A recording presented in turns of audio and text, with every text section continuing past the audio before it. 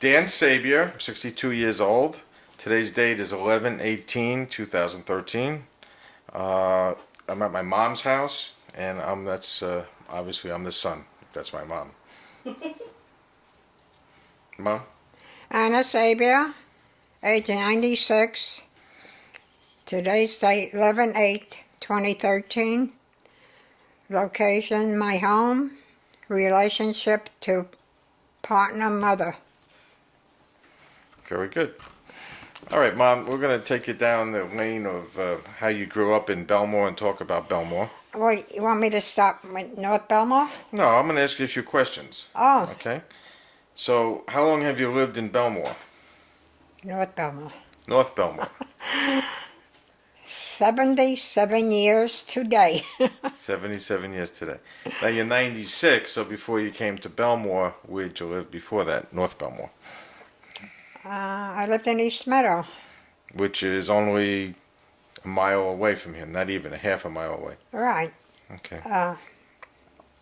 I moved there. My parents moved to East Meadow when I was 6 months old. And that was in 1918. And you went to school in East Meadow, right? That's right. And where was that school located? On Front Street, and well, it was called Newbridge Avenue then, but they changed it to East Meadow Avenue. And what's there today? East Meadow Avenue. Right, but what's the building that's there? What was that?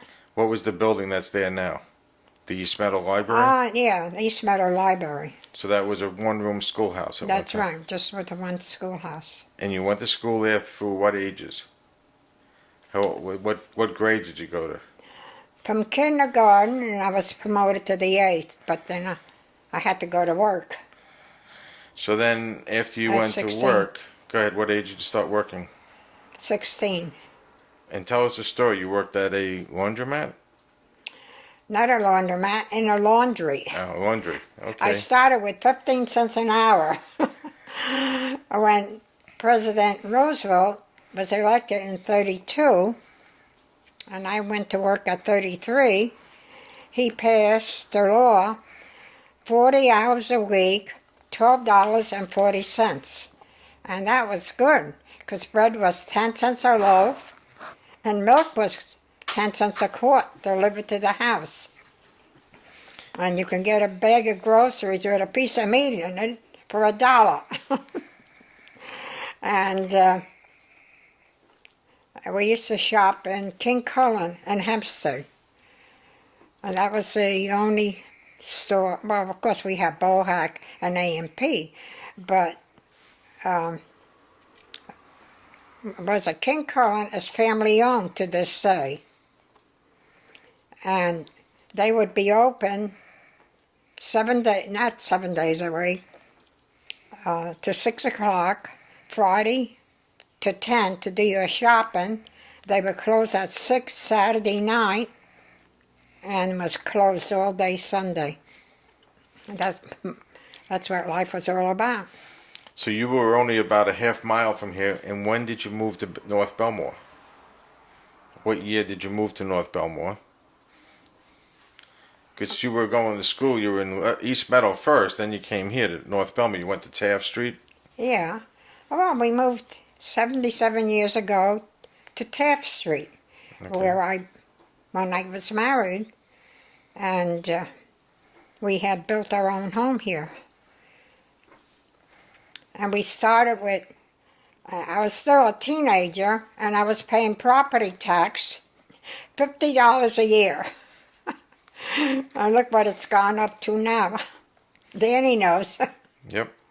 Now, what was it like when you moved here? How many houses were on the street? Nothing. It was nothing but farmland. Do you remember how much you paid for the house? Or how much it cost? $6,000 to build. Okay. And, but everything went up after the war. But before that, we had nothing but farmland here. And it was Depression years. Jobs were hard to come by.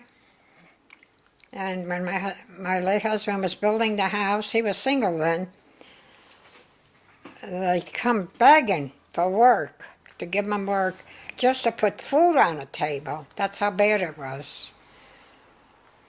And my husband joined North Bellmore Fire Department here, Company 2, 10 months after we were married, and he was a volunteer fireman there for 63 years. And Jack McConnell, he was the one that started that company, Company number 2. It's right up the road here. And he was a town supervisor of Hempstead. Did you ever hear of John McConnell? Well, I remember John McConnell. Did you ever know Harold McConnell? That's not familiar to you? No. I didn't move here till 1995. Oh. So. Well, anyway, he was a town supervisor, and he lived at the end of the block On Taft Street. on Taft Street, and he had 3 sons, and he owned a small house. But this is, he organized a company too, and he was a town supervisor. And when I became 21, he introduced me. He introduced himself, and because he was a Republican, before I would join the Republican Club, and I started to vote at age 21. Well, that was the age at that time. And I voted for every president since. I never missed it all these years. So how many years were you voting then? You're 96, so about 70... I was 21, and I voted for every 75 president. years. 75 years. Mm-hmm. Only the second time I missed voting for Obama because I was in rehab. And when I fractured my shoulder. And, I mean, there's so much history to what went on in North Bellmore, Well, let's start with how it used to be. I mean, just give us an idea how many houses were around, how far you had to go for food. The homes were far apart, and in order to a supermarket, the closest one was in North Bellmore, was Spohack, and the other one was A&P in Bellmore. Right. That was a big attraction. That's where you met everybody. Was that on Bedford Avenue? You're right. What made your husband build a house, or your future husband build a house on Taft Street? Like, why? Why? Right, if there was nothing but farmland, like what made him choose that location? Because his parents owned property there. Those days, the property was so cheap that, they all come here. His parents come from Italy, just like my parents come from the Ukraine, and they were giving the property away. Schwanke was the real estate man, and my father had bought a piece of property on Franklin Avenue, well, 2 pieces. The first one he built his house, and the second one he built a gas station, and they come around begging for him to buy that piece of property. He borrowed $10 from his neighbor, $10 deposit. They were begging.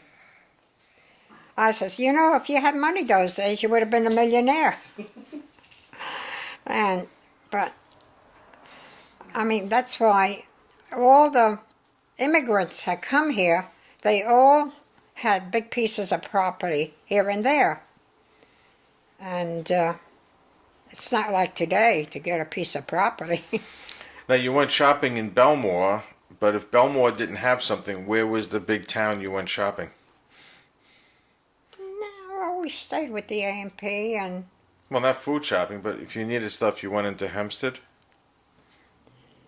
Oh, well, there was a little jewelry store.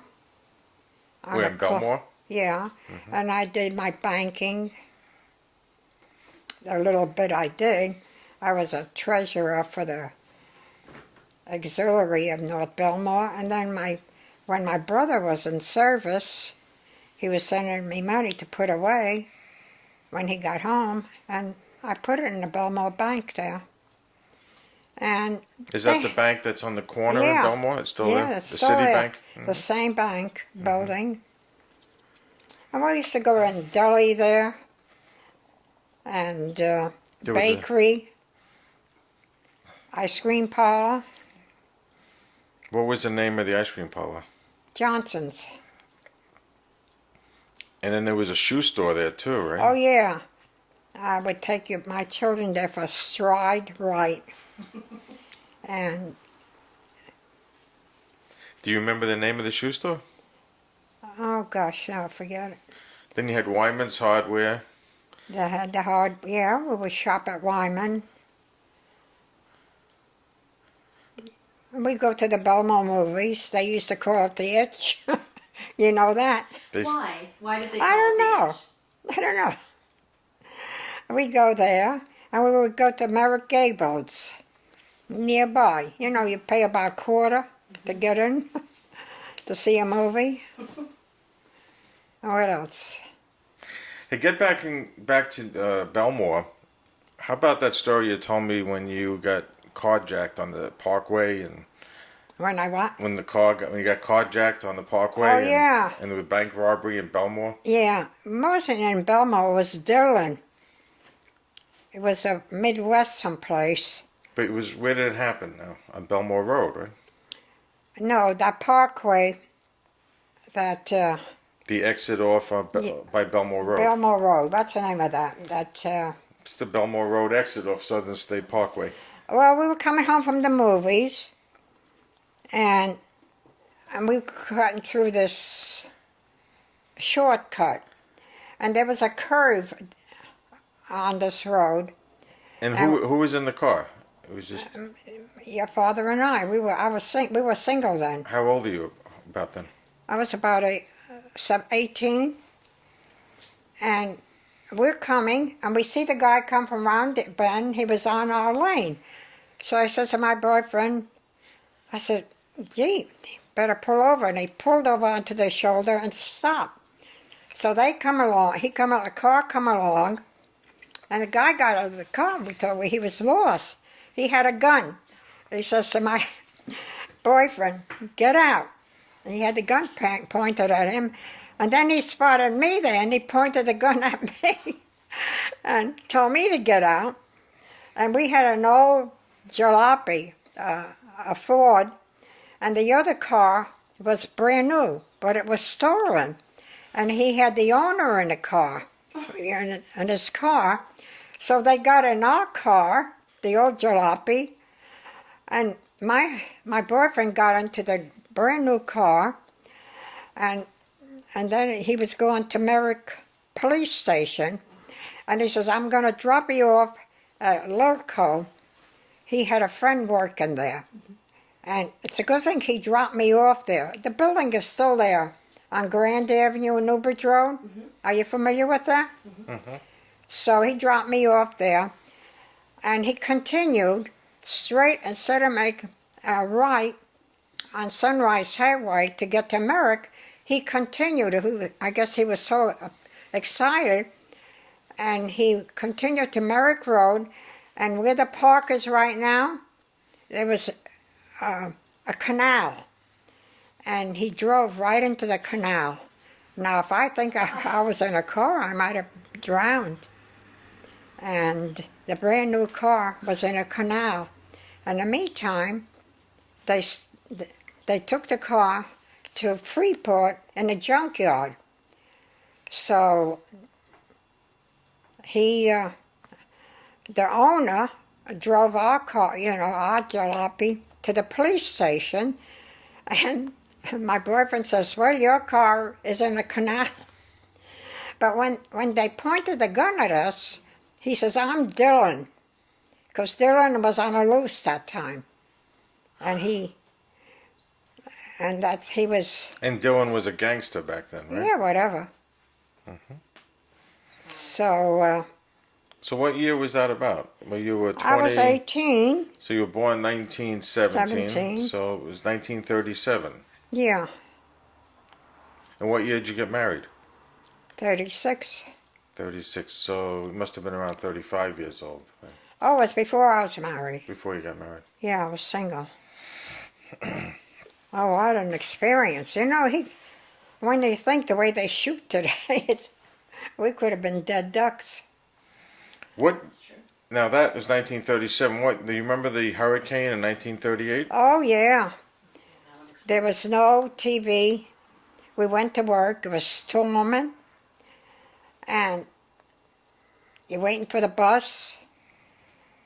And I was standing in a doorway and the signs were swinging back and forth. I got home, I never knew there was a hurricane until the next day. And we had, you know, not like it is today. So my husband was coming from upstate with his truck. And when he got on the Whitestone Bridge, he didn't know it was a hurricane. The bridge was swaying back and forth. You know, it always sways, but this was unusual. So he didn't even know he was in a hurricane, but he made it. We were lucky in Nassau County, but in Suffolk County, a lot of people died. And they only mentioned it. It was in September, the hurricane. And she says, well, I don't think too many of you are around to know about this hurricane. I says, yeah, I'm around. So we lived through that hurricane. Do you remember when the railroad was elevated in Bellmore? Oh, yeah. That was a pleasure because every time you went to Bellmore, you know, you had to cross over and it was dangerous. Then the World War II started around, what, 1942? 45? It 45? ended 45. 45. So just kind of, what was it like? I mean, was it Oh, easy to forget get it. food or get gas? Or? Everything was rationed. Sugar, gasoline, shoes, your meat. I mean, everything. And every week, you know, the butcher would go to pick up his meat, and you couldn't order like you do today. Is whatever he got, and whatever our coupons were about. So one day he says, ladies, I got something for you. It was about 6 of us. And he got from underneath the counter, he pulled out a bag of marshmallows. And he says, well, I only can give 1 bag to each. I mean, that's how scarce everything was. We had no cookies, no beverages, maybe Coca-Cola, and we had nothing, you know, everything was rationed. And we couldn't go out riding on Sunday afternoon. You'd get a ticket, because when you got your coupon for your gasoline for the car, they said, well, what are you going to use your car for? They only give you so much according to what you were going to use it. So my husband was working upstate. They were building a runway. Up in Newburgh, New Newburgh. York. Newburgh. And then he worked on a runway over on Suffolk County at that time. And when the war began, what was it like over here? Did you see a lot of airplanes coming from Mitchell Field, because that was a big Air Force Oh, base? yeah. In fact, we had Mitchell Field. That was the main, what would you call it? When I lived in East Meadow, when they would land in Mitchell Field, our driveway was like a runway. And standing in a driveway, you could see the pilot. And But how much activity? Were there planes every hour throughout the night? Was it often? well, we had a lot of traffic with the airplanes. And Well,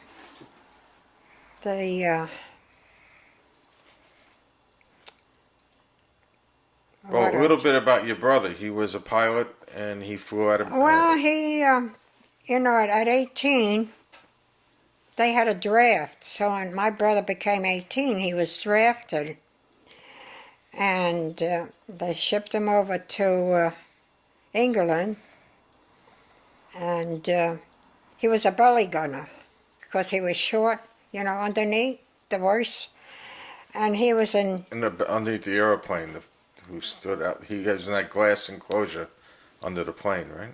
And he was only about 20 years old, I think, or even younger. And they were bombing Germany every day. And he got up to 32 missions. And halfway through the mission, they had to ditch the plane because, they was all full of, they were shot up, And so in the meantime, while they were in the water, in the North Sea, the German submarines around there, and one of the guys couldn't get the boat from underneath the plane, and they all tried. They panicked because they were all young kids, about 20 years old. And my brother went under and got pulled the boat out.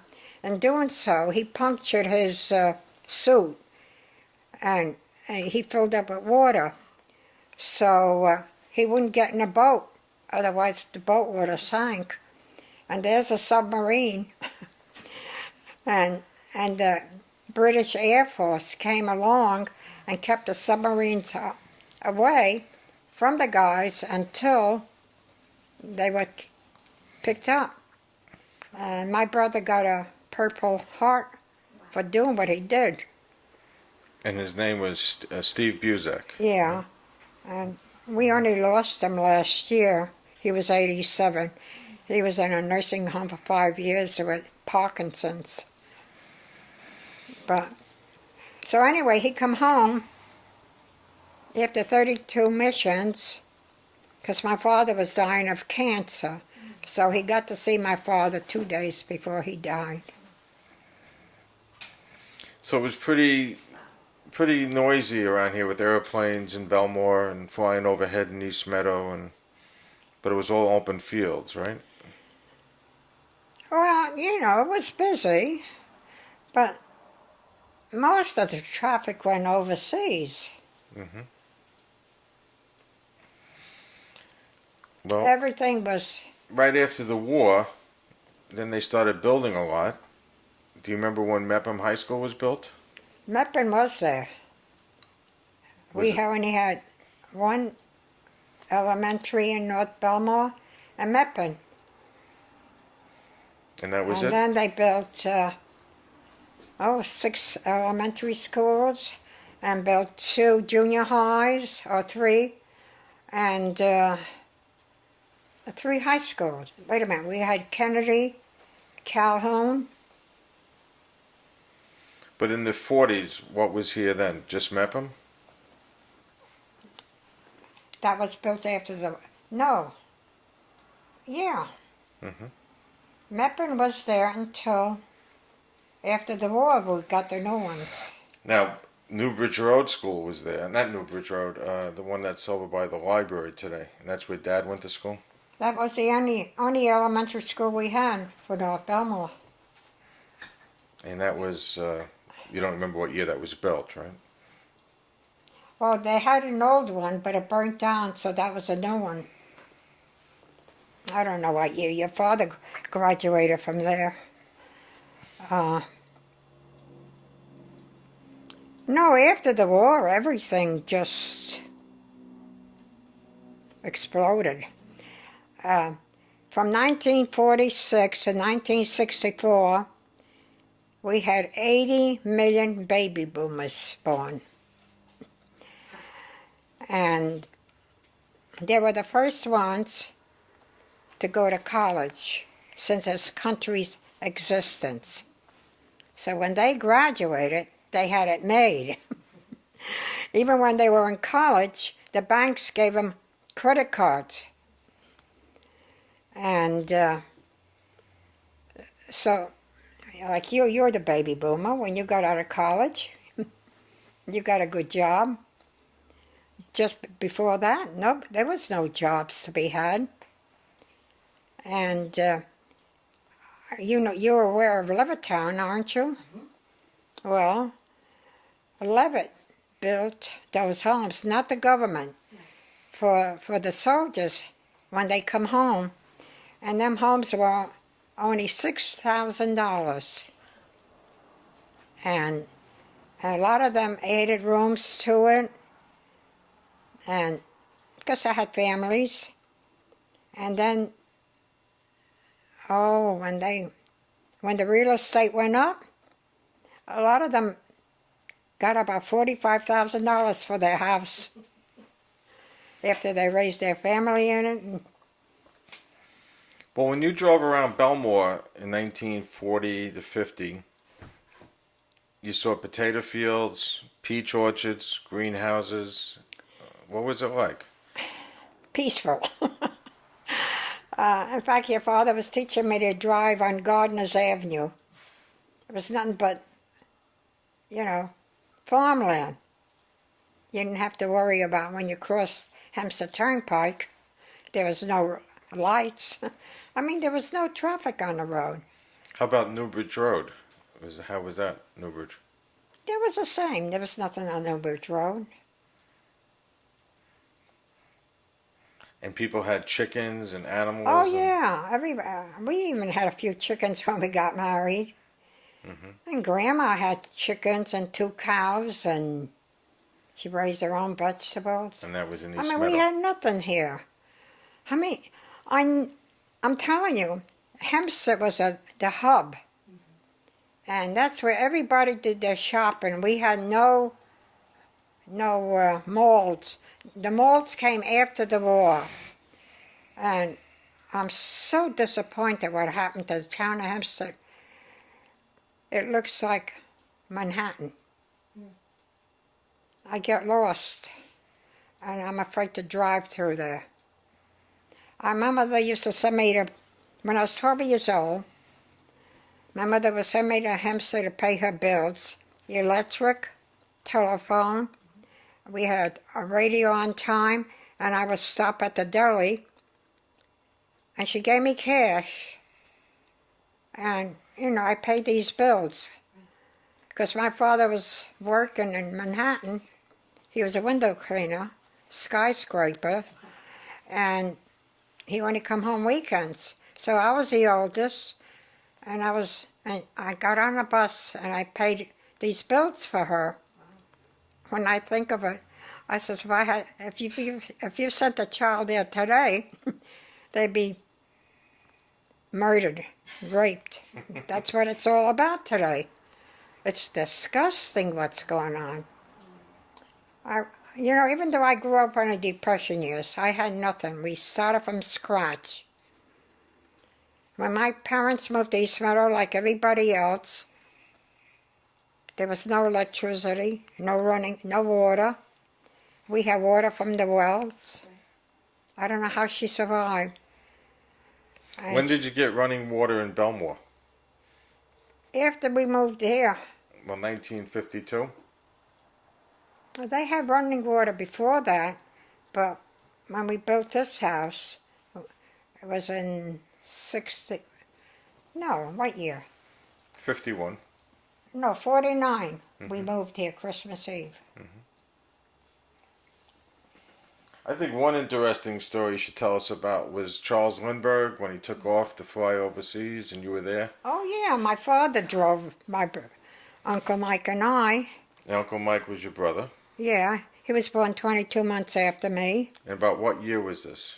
Do you remember? When did Lindbergh take off? I forget the year. 28, I think. 1928. It was in the 20s, definitely.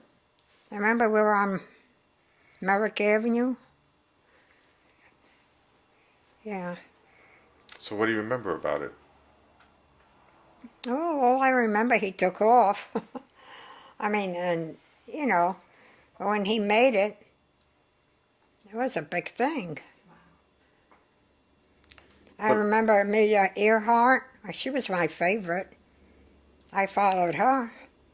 And she's down They think they found her plane there, but they're still working on it. They never found out what had happened to her. Now, for years, you made a living in North Bellmore here in Bellmore selling flowers. You had greenhouses. You had 2 greenhouses in the back, or 1 big greenhouse. There was Jacob Gunter on Bellmore Avenue. He had the big greenhouse. He raised carnations. Mm-hmm. And there was another greenhouse. I'm trying to think. You had Oberle's. Yeah, but I got my wedding bouquet from one of them in Bellmore or North Bellmore, I forget. Oh, there was Oberle's and Vogeley. No, Vogeley. Mm-hmm. And now it's the other one is Oberle. And I remember as a kid, you would put the flowers out by the door early in the morning, and they'd pick them up and bring them into the city to sell them. Your father used to raise them in the summer flowers. And orchids and. No, not orchids. We had the orchids when we had the greenhouse. This one, he was single during the Depression years to make money. His father had all that property, so he would raise flowers, and then he would cut them in the afternoon and put them in a pail of water in the basement, and then he would pack them in the evening, and a truck would come and pick them up. So that's the way he made a few bucks. On that note, That's true. we'll see what happens. All right. Well, thank you so much. Great job, Mom. Well, I know you could talk another hour or two, but about what? you could probably talk for another hour or two. Oh, can I?